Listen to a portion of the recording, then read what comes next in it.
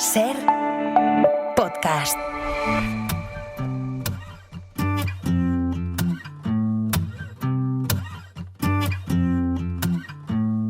Baby's gonna leave tonight. Take a little part of me.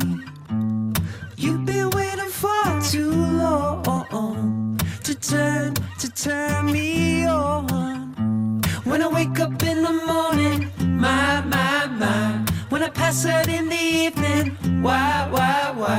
When every in between is a goodbye, I try to get you on my side. Estos tiempos de auge del racismo parece que tenemos que insistir una y otra vez que biológicamente los seres humanos somos uno. Esto es cierto ahora, pero no siempre fue así. En el Pleistoceno superior, los seres humanos modernos compartían el mundo con al menos otras 3 especies: los neandertales, los denisovianos y los floresienses, y debió haber más, sobre todo en África, que todavía no conocemos suficientemente bien. La genética ha demostrado que los sapiens se cruzaron con estos otros homínidos, y la arqueología que convivieron y aprendieron unos de otros. ¿Hubo conflictos? Pues seguro que sí, como los hay entre humanos modernos, pero nada indica que hubiera racismo, ni genocidios, y existe una razón para ello que es muy interesante, y es que los cazadores-recolectores tienen un concepto completamente distinto de lo que es humano y lo que es natural. Para los indígenas de la Amazonía, por ejemplo, la humanidad es compartida por humanos, animales y espíritus, solo que cada uno se ve a sí mismo como humano y a los demás como presas o depredadores. Pero es consciente de que en última instancia todos comparten la misma identidad. Es decir, es un antirracismo radical. Donde los occidentales modernos hemos creado divisiones, los cazadores-recolectores han hecho lo contrario, han creado vínculos. Y esos vínculos permitieron que hace 40.000 años sapiens y neandertales se entendieran, convivieran, tuvieran hijos, y de esos vínculos venimos nosotros, somos nosotros.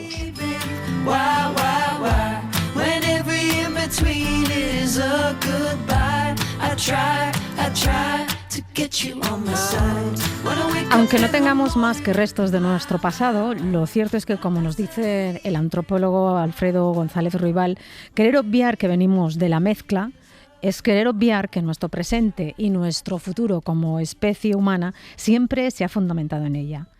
Esta es muy buena semana para hablar de este tema después de la polémica estúpida sobre el color de la piel de los integrantes de la selección francesa o la española, porque hoy vamos a estar pendientes de lo que haga el considerado heredero de Messi, un chaval de 19 años con padres que provienen de África, pero que él, cuando celebra uno de los goles que mete, presume de pertenencia a un barrio de Mataró.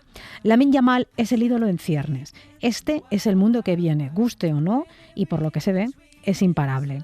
Por eso, en esta sección que queremos dedicar esta temporada de verano a los mundos perdidos, esos mundos que han ido acabando bien porque han entrado nuevas tendencias, nuevas tecnologías y demás, vamos a dedicar a recordarlos, porque justo estamos nosotros en un mundo a punto de perderse, ¿no? Con otro que se está como armando a nuestra vista, pero todavía estamos muchos de nosotros en ese mundo que se está perdiendo, tal y como hemos escuchado ahora con los compañeros de Página Internacional y esto que nos han contado de Palantir, la inteligencia artificial y las nuevas tecnologías al servicio de la vigilancia, el control, la guerra, y también para cosas buenas, claro, no todo va a ser malo. Para hacer este recorrido con esos mundos perdidos, me acompaña Guillermo Altares, que es jefe de Internacional del País. Buenos días, Guillermo, gracias por volver a venir a la radio. Hola, ¿qué tal? Buenos días, Lourdes. Al revés, muchísimas gracias por invitarme. Es un placer estar siempre aquí en verano. Cuando estuvimos pensando en la sección, pues hablábamos de eso, ¿no? De recuperar, de recordar mundos que se acabaron porque entró algo nuevo que los transformó en otros, ¿no? ¿Y por qué querías, me gustaría que empezásemos, que me contases por qué querías empezar hablando de los neandertales, esa especie a la que siempre hemos tachado de débil o incluso un poco tonta en la evolución, ¿no? Son como los tontos. Sí, la imagen tradicional de los neandertales son unos tipos que tienen el cerebro en su cachiporra, cosa que no se corresponde en absoluto con la realidad. Me apasionan los neandertales por muchos motivos, pero la mayoría son los que has dicho en la presentación. Los neandertales nos demuestran que otra humanidad es posible, nos demuestran que nosotros somos ellos. Todos los humanos occidentales tienen un 4% de genes neandertales, lo cual quiere decir que, efectivamente, como has dicho, la diversidad es obvia. Me interesan porque durante gran parte de la humanidad, como decía Alfredo en la presentación, los sapiens han convivido con otras especies humanas diferentes, pero humanas y tan humanas como nosotros. Me interesan porque demuestran que hay muchas formas de ser humanos, y por todas las incógnitas que tienen, por qué desaparecieron. O sea, yo creo que los neandertales son desafiantes desde el momento en que pensamos, no podemos responder a la pregunta clave, que es por qué ellos desaparecieron después de 400.000 años y nosotros estamos aquí. O sea, ¿qué ocurrió? Y luego también por la idea de que eran seres inteligentes, solidarios, cocinaban. De hecho, existen restos de unos mejillones que se comieron unos neandertales en Gibraltar hace miles de años. O sea, tenían buen gusto culinario. Eran inteligentes, pero eran inteligentes de otra manera. Los neandertales tenían arte, se decoraban, pero no tenían arte figurativo, ¿no? La idea de imaginar otra humanidad me parece absolutamente apasionante, pero sobre todo los neandertales nos demuestran que cualquier racismo es absurdo, porque ¿cómo vamos a clasificar a alguien por el color de su piel si nosotros somos la mezcla con otra especie humana? Desde luego que sí. Además, leyendo a veces informaciones científicas que se publican así a nivel divulgativo, con todos los estudios sobre las mitocondrias, resulta que todas las mujeres descendemos de una mujer, o sea que se va transmitiendo, ¿no? Esa información. Eso es apasionante. Para alguna de las preguntas que has planteado, le hemos pedido que venga, que participe esta mañana a una persona que sabe un montón del tema. Nos atiende desde Cieza. Él es Ignacio Martín Lerma, profesor de prehistoria de la Universidad de Murcia y codirector de la investigación en la Cueva del Arco, en esa comunidad. Buenos días, Ignacio. Muy buenos días, un placer. Oye, a la pregunta que lanzaba ahora Guillermo, ¿qué hipótesis tenemos a día de hoy sobre la desaparición de los neandertales? Que es la gran pregunta, ¿no? Bueno, lo primero me gustaría empezar diciendo que qué maravilla de presentación. O sea, ojalá en todos los medios de comunicación en los que participo se empiece con una reflexión tan bonita que habéis hecho los dos sobre otras formas de humanidad. Así que os doy las gracias de manera particular y subrayada, porque es un gustazo. Sí, bueno, y aparte a Alfredo González Ruibal, que también nos ha centrado muy bien el tema. Sí, estamos buenos jugadores hoy en el campo de juego. Muy buen término ahora, muy buen símil. Pues bueno, la pregunta del millón, ¿no? El tema de la hipótesis de la desaparición de los neandertales. Yo creo que hoy sabemos, gracias a la ciencia, a los avances, pues que no existió una causa única, ¿no? Yo he leído mucho eso del sapien asesino, ¿no? De que somos los culpables y los causantes de que los neandertales desaparecieran, pero hoy sabemos que no, sabemos que se combinaron pues muchos factores, ¿no? Desde cambios climáticos muy bruscos, las poblaciones neandertales eran muy pequeñas, estaban fragmentadas, tenían una baja diversidad genética, ¿no? Hay competencia por los recursos y bueno, y en toda esa ensalada, pues lógicamente están los humanos modernos también, pues entrando a participar en el juego, ¿no? Pero no podemos, como pasa en otras circunstancias de vida históricas, no podemos resumirlas todas en un solo dato. Yo quería preguntarte, buenos días antes que nada. Quería preguntarte cómo ha ido cambiando la imagen de los neandertales a lo largo de las décadas, ¿no? Desde que por primera vez se descubrió en un esqueleto de un humano que tenía una estructura ósea muy diferente a la nuestra, hasta ahora cuando, aunque todavía hay ceporros que utilizan neandertal como insulto, ahora mismo cada vez está más claro que los neandertales eran tan inteligentes como nosotros, pero de una manera diferente, ¿no? ¿Y nos podías explicar un poco cómo fue esa evolución? Y ahí yo creo que hubo un momento determinante que es en 2010 cuando se descubrió que nosotros somos los neandertales, básicamente. Exactamente. Bueno, pues todo empieza comienza con los descubrimientos de los primeros neandertales, donde, bueno, casualidades de la vida, uno de los primeros neandertales que se encontró, pues tenía problemas importantes de artritis, por lo cual pues tenía unas características fisiológicas, lógicamente, pues no correctas, ¿no? De ahí se extrapoló a que toda la especie era así, ¿no? Y de ahí vienen un poco también, pues la culpa que tiene la ficción, ¿no? De las películas, los cómics, las novelas. Y ¿por qué no decirlo? Porque los sapiens nos creemos la especie humana pues con el ombligo más grande del mundo. Entonces, en el momento que no somos nosotros, pues siempre pensamos que son inferiores, ¿no? Entonces, eso ha perdurado en el tiempo mucho más de lo que debería, ¿no? Ya no solo a nivel social, que bueno, es entendible si no se tiene un conocimiento científico claro, la divulgación no ha llegado hasta las últimas décadas, por lo cual no ha calado tanto en la sociedad, pero sí que es verdad que lo que es increíble es cómo la ciencia, y ahí tenemos el ejemplo de Sautuola y Altamira, ¿no? De no creer hasta años después que Altamira era real, pues con los neandertales pasó lo mismo. Cuando de pronto había algo que nos decía que los neandertales eran más listos, vamos a simplificarlo, enseguida pues había un sector de la comunidad científica que decía que eso era un error, que ese objeto, que esa situación arqueológica no estaba en el lugar adecuado. Y bueno, pues todo eso fue calando, ¿no? Hasta que de pronto pues los hechos científicos, los acontecimientos, los descubrimientos arqueológicos fueron cayendo por su propio peso. Yo estudié en la carrera, bueno, pues con conceptos que están totalmente anticuados. Uno, de que los neandertales no tenían nada que ver con nosotros, como hemos dicho, luego eso, ahora lo hablaremos de la genética, pero luego otras cosas que son más arqueológicas y que se estaban empezando a demostrar y que no se escribía en los libros, ¿no? Como por ejemplo, en el momento que aparecía un adorno colgante, era de un sapiens, ¿no? Porque un neandertal no iba a ser un ser simbólico, eso solo lo éramos nosotros. No podía haber enterramientos neandertales, porque claro, eso solo era una cosa de los sapiens.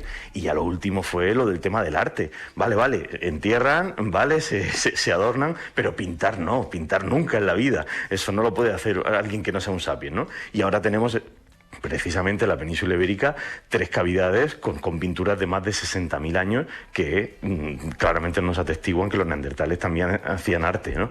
Entonces yo creo que ha habido un cambio brutal, impresionante, que tuvo, como bien has comentado, pues un punto muy determinante cuando de pronto pues el estudio genético nos demuestra que son parte de nosotros y que todos tenemos, como bien has comentado, entre un 2 y un 4% de ADN neandertal, ¿no? Entonces, bueno, pues es un vuelco completo a los libros de ciencia y bueno, yo creo que eso está calando y socialmente, por eso creo que es tan importante la divulgación y por eso doy las gracias por ser altavoz, ¿no?, de este tipo de investigaciones, pues eso cala en la sociedad y no te voy a engañar o no voy a engañar, yo cada vez oigo menos lo de la palabra neandertal como insulto, que hace unos años, por desgracia, había algunas cadenas de televisión que era constante, ¿no?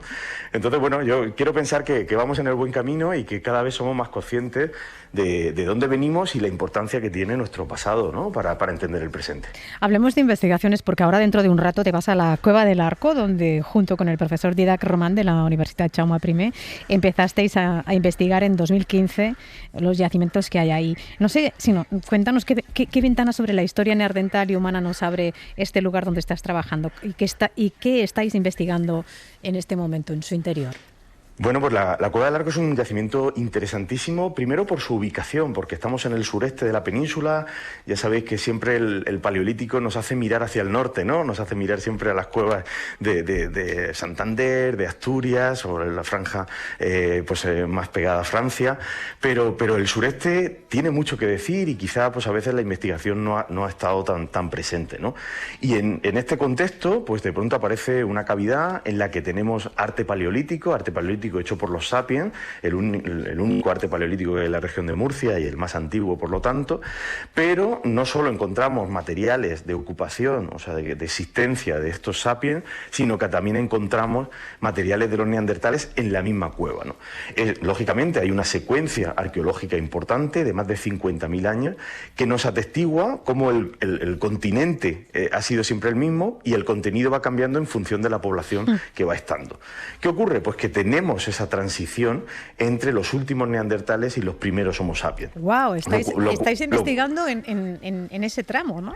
Claro, es muy interesante porque estamos encontrando, pues eso, cronologías de neandertales de los que denominamos últimos. Cuidado con la palabra últimos, porque últimos esto no es el último día, ¿no? Que las cronologías son amplias y en la horquilla temporal es más grande a veces de lo que nos pensamos, y también de los primeros humanos modernos. Entonces es muy interesante porque podemos ver, por ejemplo, hablábamos antes del fuego, ¿no? Cómo ponían el fuego o dónde lo ponían, y como estamos estudiando en el mismo sitio donde estuvieron unas poblaciones y otras, podemos compararlas de manera directa. Wow. Mucho mejor que cuando los yacimientos son uno en un lado y otro en otra cueva, porque entonces ahí entran pues otros factores, ¿no?, a tener en cuenta. Pero al ser en el mismo sitio, estamos estableciendo muchos paralelismos entre las dos poblaciones, por lo cual hasta a nivel cultural, ya no hablamos de genética, sino hasta a nivel cultural estamos viendo que no hay tanto cambio. No es que unos sean tontos y unos listos y uno se pone en el sitio bueno o otro en el sitio malo, sino que realmente están utilizando el entorno de la misma manera.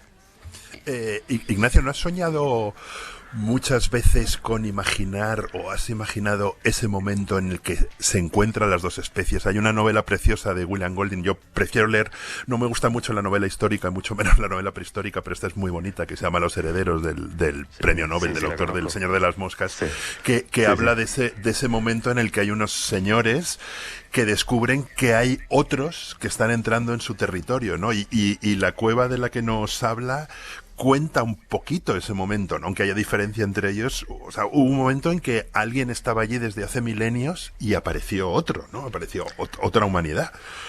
Sí, yo daría todo mi dinero, por mirar por un agujerito y poder ver ese momento, ¿no? Sí, porque yo creo que nos pasa un poco como nos pasa a nosotros con los neandertales. A veces me preguntan cuando participo en medios de comunicación, ¿por qué nos llaman tanto los neandertales la atención, ¿no? Y yo creo que es un poco lo que les tuvo que pasar a ellos, porque por un lado son seres, pues, con algunas diferencias. Un neandertal tiene unas diferencias fisiológicas, ¿no? Tiene una frente más huidiza, tiene unos arcos craneales más grandes, ausencia de mentón, nariz más ancha, son más bajos, más robustos. O sea, hay una serie de características que dice, bueno, no es un sapiens, pero hace todo como yo, ¿no? Entonces, claro, yo creo que esa sensación que tienen los niños cuando ven a los monos, por desgracia, en un zoo y no en una selva, ¿no? Pero esa sensación de decir, se mueve como yo, mamá, ¿no? Pues esa sensación yo creo que es un poco lo que tuvo que pasar, el decir, uy, son diferentes, tienen elementos culturales diferentes, pero en el fondo somos nosotros, ¿no? Ese impacto tuvo que ser impresionante. Y me alegra mucho también qué maravilla de entrevista que cites, porque siempre nos vamos al Clan del Oso Cavernario, En busca del fuego, que son películas que tienen, pues, aciertos y desaciertos, pero esa novela refleja muy bien, la de Los herederos, refleja muy bien ese momento, porque lo hace de una manera, pues, muy, muy emocional, ¿no? Y esa parte a mí me gusta de la ficción, porque esa parte emocional no nos la puede regalar nunca un paper, un artículo científico. Pero en cambio la ficción, aunque nos pueda despistar a veces de la realidad científica, nos regala también cosas que tuvieron que pasar por primera vez. Por ejemplo, la primera vez que alguien se rió, ¿no? Eso tuvo que pasar una primera vez, ¿no? Y eso nunca estará en un paper científico, pero nos regala un momento muy humano, ¿no? Y esa novela tiene varios aciertos de ese tipo. Oye, viendo cómo pudieron extinguirse los neandertales y cómo vivieron, ¿es inevitable pensar que nosotros nos extinguiremos? Bueno, yo creo que estamos involucionando, ¿eh? No hay nada más que oír la sección anterior a la nuestra. Sí, por eso digo que... Y ver que el panorama está fastidiado. Yo siempre digo que ellos sí sabían lo que eran las redes sociales. Vosotros hablabais antes de X, ¿no? De Twitter y de los 140 caracteres. Bueno, pues yo creo que en la prehistoria y en el Paleolítico, en el Pleistoceno, una red social era una red social de verdad. ¿Y eso qué quiere decir? ¿Que tenían móvil y que tenían Instagram? No. Lo que tenían era una red social, pues, generada para la vida real, ¿no? El que todos los miembros de un clan, de un grupo, pues se confiaban los unos a los otros, tenían ideas comunes, iban todos a una, ¿no? Y esa cohesión social es realmente lo que genera, por ejemplo, que personas invidentes, que personas que de pronto tienen, pues, ausencia de alguno de los miembros, pues de pronto puedan vivir. O sea, si es ahora, y fijaros lo que para un invidente lo complicado que es la vida real y tiene un montón de posibilidades. Imaginaos lo que tuvo que ser en la prehistoria. Y esa gente fallece de vieja, de mayor. Por lo cual hay cohesión, ¿no? Esa palabra que ahora hemos tirado a la basura y a la papelera de reciclaje, que es empatía, ¿no? Yo creo que tuvo que haber mucha más empatía y luego, siempre me gusta hacer la reflexión de una relación mucho más sana con el medio. El medio no es un escenario para poner en redes sociales, el medio es un modo de vida, ¿no? Y eso te genera pues un respeto hacia él impresionante. Claro, es la reflexión con la que iniciábamos, que hacía el antropólogo Alfredo González Ruibal sobre los cazadores recolectores, ¿no? Ellos eran eran un grupo cohesionado, cada uno con su función, y formaban parte de ese medio, ¿no? de esa naturaleza. Hemos hablado en alguna otra ocasión, Willy, de cómo se detecta el inicio de la civilización cuando se encuentra a un miembro de un clan pues con alguna deficiencia, con algún hueso soldado. Eso quiere decir que alguien se dedicó a cuidarlo mientras en la convalecencia, ¿no? Sí, eso ha ocurrido, corrígeme si me equivoco, Ignacio, con los neandertales y se han descubierto, bueno, tú lo contabas exactamente antes, ¿no? Con artritis, etcétera. Y luego hay cosas, eso ya es de los sapiens. Por ejemplo, hay cuevas con dibujos de mamuts en zonas donde no se han encontrado mamuts. Entonces puede ser, hay una prehistoriadora que se llama Marilyn Patumatis que siempre dice que la ausencia de prueba no es una prueba, perdonadme el juego de palabras, pero claro, en prehistoria se puede descubrir algo que cambie todo, ¿no? Claro. Pero sí que podía haber redes de comunicación donde la gente, fuesen capaces sin escritura de comunicarse cosas, y los neandertales en realidad sí que podemos hablar de que tenían una cultura, ¿no? Existe, sí, sin duda, vamos, que existe claramente una cultura neandertal de la que poco a poco vamos conociendo cosas, ¿no? Claro, ahí tenemos datos muy interesantes de que esa transmisión oral existió. Por ejemplo, el arte, ¿no? Lo que tú has comentado, ¿no? De pronto aparecen figuras en sitios que no deberían aparecer, ¿no? Y eso quiere decir o que lo han visto o se lo han contado o ha tenido que haber claramente una comunicación. O, por ejemplo, para irnos a los neandertales, el método de talla, ¿no? El método que se denomina Levallois, que es un método de talla pues muy característico de los neandertales y que lo diferencia claramente de los sapiens, es un método que necesita una explicación. Porque no es un simple golpe como pasa en los inicios de la humanidad en África, donde, bueno, le das un golpe a una piedra, se genera un filo y se utiliza, ¿no? Eso no es, que eso hasta se relaciona a veces directamente con cosas que hacen primates actuales, pero esto no es así, hay una complejidad, ¿no? Y esa complejidad es muy difícil si no hay una comunicación. Es verdad que quizás no hablaban como estamos hablando ahora nosotros o como nos están escuchando los oyentes, pero sí que es verdad que si tú te vas, por ejemplo, a aborígenes australianos, a bosquimanos, hay comunicaciones que son para nosotros complejas y diferentes a las nuestras, pero que son perfectas para poder seguir desarrollando a nivel cultural pues una cultura, ¿no? Es un tema apasionante y cada cosa que descubrimos, cada cosa que nos abre una puerta nueva. Desde Cieza nos ha atendido Ignacio Martín Lerma, profesor de prehistoria de la Universidad de Murcia y codirector de la investigación en la Cueva del Arco. Creo que te vas ahora a seguir con tu trabajo. Muchísimas gracias. Me he librado del calor, os lo agradezco también. Un ratito que has pasado aquí, además explicándonos cosas muy interesantes. Gracias, Ignacio. Un placer. Y Guillermo Altares, te espero la semana que viene. Hasta la semana que viene. Con más mundos perdidos. Dios. Un beso. Un abrazo muy fuerte. Chao. Un beso. Chao.